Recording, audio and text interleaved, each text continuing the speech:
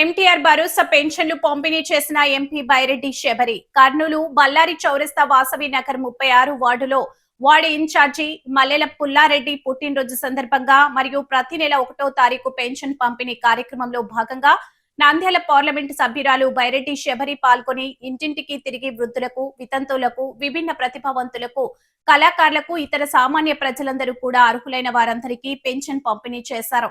అదేవిధంగా మల్లెల పుల్లారెడ్డి పార్టీ కోసం అనేక సంవత్సరాల నుండి వార్డులో ప్రజలకు అందుబాటులో ఉంటూ ప్రజల యొక్క సమస్యలపైన నిరంతరంగా కృషి చేస్తా ఉన్నారు. వారి సేవను గుర్తించి ఎంపీ బైరెడ్డి శబరి ప్రత్యేకంగా వారి జన్మదిన శుభాకాంక్షలు తెలియజేసి పేద ప్రజలతోని ముఖాముఖి వారి కష్ట సుఖాలను తెలుసుకుని వారికి కావాల్సినటువంటి సమస్యల పరిష్కారం కోసం తక్షణమే చర్యలు తీసుకోవడం జరిగింది. ఈ కార్యక్రమంలో తెలుగుదేశం పార్టీ కార్యకర్తలు, నాయకులు, జనసేన నాయకులు, కార్యకర్తలు, బీజేపీ నాయకులు, కార్యకర్తలు, ప్రజలు పెద్ద ఎత్తున పాల్గొన్నారు.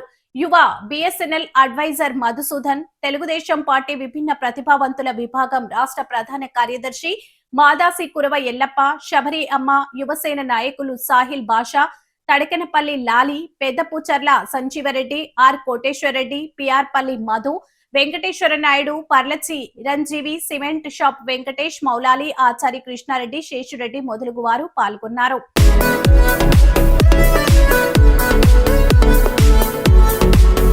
1వ తారీఖు మా చంద్రబాబు నాయకత్వాన తెల్లారుజామునే పింఛన్లు, ఎన్టీఆర్ భరోసా పింఛన్లు పంచడానికి మా బైరెడ్డి శబరి గారు ఎంపీ గారు రావడం జరిగింది.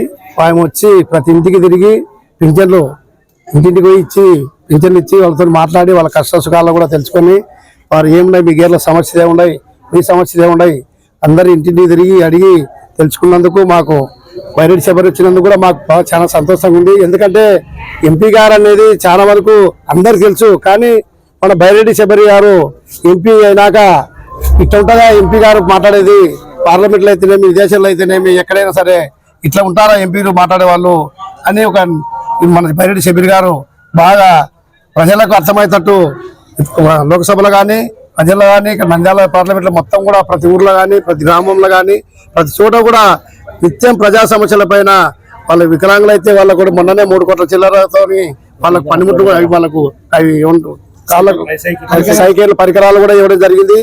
అవే కాదు, ఏదైనా సరే ప్రజల సమస్య ఏది ఉందంటే ఆమె రావడము, వచ్చి వాళ్ళ కాడొచ్చి కూర్చొని మాట్లాడము, నీ సమస్య ఏముందమ్మా, నీ సమస్య ఏముందమ్మా, అన్న నీ సమస్య ఏముంది అని మన శబరమ్మ గారు రావడం జరిగింది. కాబట్టి వచ్చినందుకు ధన్యవాదాలు. అట్లాగే మొన్ననే మన చంద్రబాబు నాయుడు గారు మన జొన్నగిరి వచ్చి అది కూడా శంకుస్థాపన చేసుకోవడం జరిగింది, శంకుస్థాపన చేయడం జరిగింది. ఆయన కూడా ప్రత్యేకించి మన జిల్లాకు సంబంధించి మన జిల్లా తరఫున ధన్యవాదాలు. అట్లాగే మోడీ గారు, చంద్రబాబు నాయుడు గారు, లోకేష్ బాబు గారు, పవన్ కళ్యాణ్ గారు వారందరూ కూడా ఈ రాష్ట్రాన్ని అభివృద్ధి చేయడానికి ఇంతకుముందు ఎట్లా ఉండేది 5 ఏళ్ల కాలంలో ఇప్పుడు ఎట్లా ఉందో ప్రజలందరూ కూడా తెలుసుకుంటున్నారు. రేపు నెక్స్ట్ జరగబోయేది కూడా వాళ్ళకు వ్యతిరేకంగా, జగన్ గారికి వ్యతిరేకంగా ఓట్లు వేయడానికి సిద్ధంగా ఉన్నారు. ఈ మధ్య మొన్ననే 2-3 రోజుల నుంచి అమరావతిలో రైతులను ఎవరెవరు పట్టుకపోయి మాకు వద్దు అంటే అమరావతి డెవలప్ కాకుండా చేయడానికి జగన్ కుట్రలు పండుతున్నాడు. ఆ కుట్రలను కూడా ప్రజలు, అక్కడున్న రైతులు, అందరు రాష్ట్రంలో ప్రజలందరూ కూడా గమనిస్తున్నారు. కాబట్టి జగన్ గారు ఇప్పటికైనా సరే అభివృద్ధి గురించి ఏం మాట్లాడతారో అడుగు చేర్చుకోవాలి తప్ప ఇట్లాంటివన్నీ ఫ్రాక్షన్లకు, కొట్లాటలకు ఎక్కడ చూడు గలాటలే, ఎక్కడ చూడు వాళ్ళకి నోరు ఎట్లా వస్తుందేమో మాటలు భూతభావాలు తప్పితే వేరే ఏం లేదు వైఎస్ఆర్ పార్టీకి. కాబట్టి మా కూటమి ప్రభుత్వం తరఫున బ్రహ్మాండంగా చేస్తున్నాం. ఈ ఏరియాలో అయినా సరే, ఈ ఏరియా కూడా మొన్ననే ఇక్కడే వై జంక్షన్ లో 70 లక్షల రూపాయలతో డెవలప్మెంట్ కు ఉన్ననే పని మొదలైంది. అట్లాగే టీజీ భరత్ గారు మంత్రి చౌరస్తాలో ఆదిరేగుడి వెనుక రోడ్డు కూడా వేయడం జరిగింది. దానివల్ల ఈ ప్రజలకు ఎంత లాభము, ఇబ్బంది చేయలేని పని. అట్లాగే బుర్రపేట దగ్గర రోడ్డుకు షాపులు అట్లా ఉండేవి కూడా ఎంతోమంది నాయకులు వచ్చినారు, ఎంతమంది పోయినారు, ఎంతమంది అధికారులు వచ్చినారు. కానీ మా టీజీ భరత్ గారి ఆధ్వర్యంలో ఆ షాపులు కూడా తీసి రోడ్డు డెవలప్ చేసేందుకు ప్రజలకు చాలా సౌకర్యం ఉంది. కాబట్టి వారికి మా తరఫున కూడా ధన్యవాదాలు. అట్లాగే టౌనే కాదు, మన పానిజవర్గంలో కూడా మా నాయకులు అందరూ కూడా, మా ఎమ్మెల్యేలు అందరూ కూడా దినదినం తిరుగుతూ ప్రతిరోజు కూడా చూస్తున్నారు. మీరు నంద్యాల రోడ్ అయితేనేమి, ఎక్కడైతేనేమి, బల్లారు రోడ్ అయితేనేమి, 16 వార్డులలో మా ఎమ్మెల్యేలు కూడా తిరిగి ప్రజా సమస్యల పైన డ్రైనేజ్ అయితే రోడ్లు అయితేనేవి పార్కులు అయితేనేవి బ్రహ్మాండంగా జరుగుతున్నాయి. ఈ 2 నెలల్లో భవిష్యత్తులో కూడా బ్రహ్మాండంగా చేస్తారు. వారికి అందరినీ కూడా గుర్తించి ప్రజలు కూడా గుర్తిస్తున్నారు కాబట్టి వారందరికీ ప్రత్యేకించి ధన్యవాదాలు. నాకు పుట్టినరోజు బర్త్డేకి వచ్చినందుకు బైరెడ్డి శబరి గారికి, మా మిత్రులకు, మా పార్టీ కార్యకర్తలకు, నాయకులకు, అభిమానులకు అందరికీ పేరు పేరున వారందరికీ కూడా ధన్యవాదాలు తెలియజేస్తున్నాను. నా పేరు మండలం. అందరూ కూడా పెన్షన్లు ఇవ్వడం జరుగుతుంది 1వ తేదీ అన్నాక.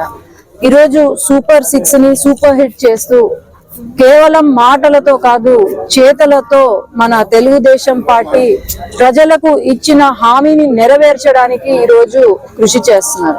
ముఖ్యంగా మన రాయలసీమ ప్రాంతంలో ఎన్నో పెట్టుబడులు వస్తూ, కంపెనీలు వస్తూ, పరిశ్రమలు వస్తూ, అట్లాగే రాయలసీమను ఒక రతనాల సీమగా, ఒక హార్టికల్చర్ హబ్ గా, లేదంటే ఎలక్ట్రానిక్ హబ్ గా, లేదంటే పరిశ్రమల హబ్ గా మారుస్తున్నారు.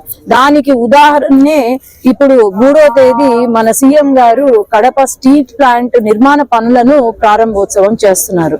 ఈ కడప స్టీల్ ప్లాంట్ అనేది వేలాది మంది ప్రజల యొక్క ఆశ, అట్లాగే ఎంతో మంది యువతకు భవిష్యత్తు.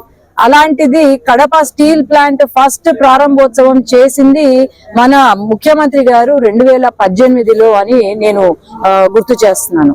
అట్లాగే ఈ రోజు వైసీపీ నాయకులు కొంతమంది మాట్లాడుతున్నారు, కడప స్టీల్ ప్లాంట్ మాదే, గూగుల్ మేమే తీసుకొచ్చినాము, భోగాపురం ఎయిర్పోర్ట్ మాదే అని కోతలు కోస్తున్నారు. ఒకటి నేను చెప్పేది, ఈ రోజు ఏదైనా జరుగుతుంది అభివృద్ధి అంటే అది తెలుగుదేశం పార్టీనే కానీ ఇంకా వేరే పార్టీ ఏమీ చేయలేదు. ఈ రోజు వైఎస్ఆర్సీపీ లేదంటే జగన్మోహన్ గారు, నేను రెడ్డి అని కూడా అనను, ఆయన అసలు రెడ్డినే కాదు, జగన్మోహన్ గారు ఏమంటారు, నేను రాయలసీమ బిడ్డను అని అంటారు. కానీ రాయలసీమ బిడ్డ అయి ఉండి 5 సంవత్సరాలు అధికారంలో ఉంటూ మరి 5 సంవత్సరాలు ఏం చేసినారు రాయలసీమకు అని నేను ప్రశ్నిస్తున్నాను.